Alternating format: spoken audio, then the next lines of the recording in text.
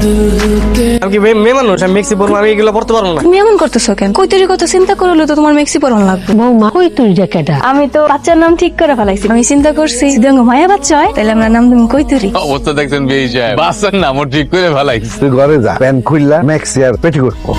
কই যাবি? আর একটু চাটা খাই। আমি দোকান পাড়ের দিকে যাবো না। এলাকার মানুষ আমার দিকে যেমনি তাকায় থাকে, আমার না অনেক শরম করে। আরে বেটা শরম পাইছ না, তুই একমাত্র পোলা যে সন্তান জন্ম দিবি, মাইন্ড একটু একটু তাকাইব, কোনো শরমের কিছু নাই। চল সত্য দেখতে দেওয়া পেরেছি, সত্যি সত্যি হচ্ছে। কবিরাজ তো কইছে। এটা তুমি কি করলা মান্নান কাউ তো? সারা জীবন শুই না আসলা মায়া মানুষ নেই বাচ্চা, আর তুমি এটা কি ঘটনা করলা? বলো ইয়া তুমি মায়ের মানুষের কাজটা করতেছো, কি যোগ আইলো? ভাই আল্লাহর কাছে দোয়া করেন, ঠিক আছে? বাচ্চা যাতে আপনার পেটে না হয়, যখন হইব তখন বুঝবেন। ওকে আমার বদদোয়া দিল। এ মনা তুই চা দে তো ভাইয়া। না দুত্ত আমি তোর বাইতে তোরে কই যাইতি। কে বাড়িতে খুঁজতে গেছো কে? কিসে? দুত্ত আমাদের একটা উপকার করন লাগবো। এবারে ভাই কোনো উপকার করতে পারবো না, ওরে কবিরাজ রেস্ট লইতে কইছে, হয় যদি লড়াচড়া করে বাচ্চা ডিগবাজি খাইবো।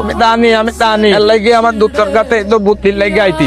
কি বুদ্ধি? দুত্ত তুই তো জানো আমি তুতো বালা পিতি থাকতে 10-12 বছর যখন বয়স ছিল না আমার, তখন তো বিয়া করতি। পরে ডাক্তার কবিরাজ কত কিছু দেখাইতি, ওষুধ বড়ি খাওয়াইতি, কিন্তু বউয়ের বাচ্চা হয় না। এখন তুই যদি আমাদের একটু সাহায্য করো। তুই একটা মাইয়ার স্বামী হয়ে নিজের বউয়ের লেগে এরকম কুপ্রস্তাব লইছস না, শালা কাপুরুষ।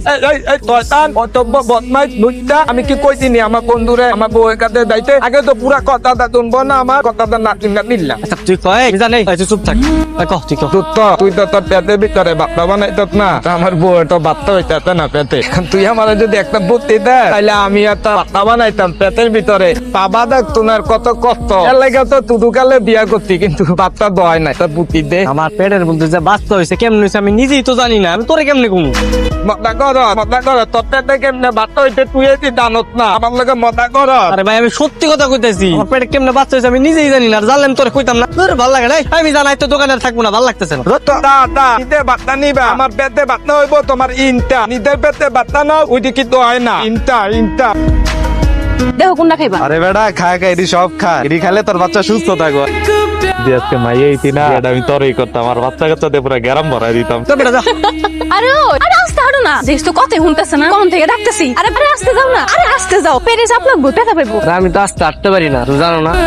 বুঝতেছো না ছেলেরা, তুমি যদি এমনি জোরে হাঁটো কিন্তু তো কই তোরে ব্যথা পাইবো। এমন না তোমরা জামাই বউ মিলে কই যেতেছো? সারাদিন বাসায় বসে থাকতে ভালো লাগে না, তাই দুইজনে মিলে একটু হাঁটতে পারিস। তো পেটের বাচ্চার বয়স কত? মানে সব ঠিকঠাক আছে তো? আমার মনে হয় কি জানো, তোমরা সদরে যে ভালো একটা ডাক্তার দাও, ভালো কিছুই হইব।